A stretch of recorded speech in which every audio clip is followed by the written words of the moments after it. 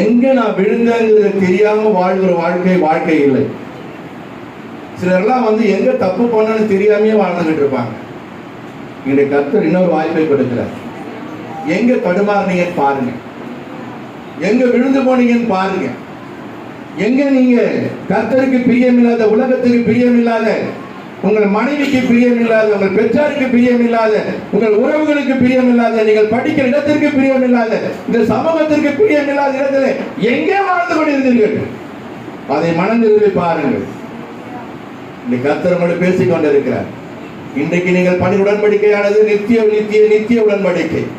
இந்த ஞான உடன்படிக்கையில அடிக்கடி சொல்வேன் பிள்ளைகளோட, இங்க U turn, left turn, right டர்ன்லாம் கிடையாது.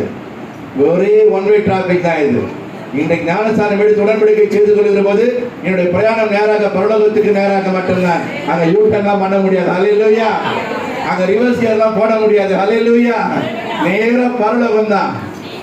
அதற்கான வழியிலே நிறைய சிக்னல்லாம் வரும்.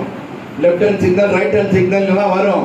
ஆனா என்னுடைய பிரயாணம், உங்களுடைய பிரயாணம், நம்முடைய பிரயாணம் பரலோகத்துக்கு நேராக ஒரே பிரயாணம் தான். ஹல்லேலூயா.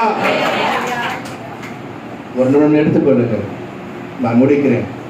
நான் மனம் திரும்பிய இடங்களை யோசித்து பாருங்கள். இன்னும் எங்கே நான் சரியாக வேண்டும் ஆண்டவரே? முன்னும் பெருவிசை கூட என் பாவங்களை மன்னித்து சுத்திகரித்து என்னை ஞானசத்துக்களாக ஒப்புக் கொடுக்கிறேன் ஆண்டவரே. விசேஷமாக ஞானம் எடுக்க உங்கள் கரங்களை உயர்த்துங்கள். ஞானம் எடுக்க போறவங்க மட்டும் உங்கள் கரங்களை உயர்த்துங்கள். கண்களை போடுங்க, எல்லாரும் கண்களை போடுங்க. ஞானம் எடுக்க கரங்களை உயர்த்துங்க, எல்லாரும் கண்களை போடுங்க. நாங்கள் செபிக்க போகிறோம். அருமையான ஆலோசனை கேட்டோம்.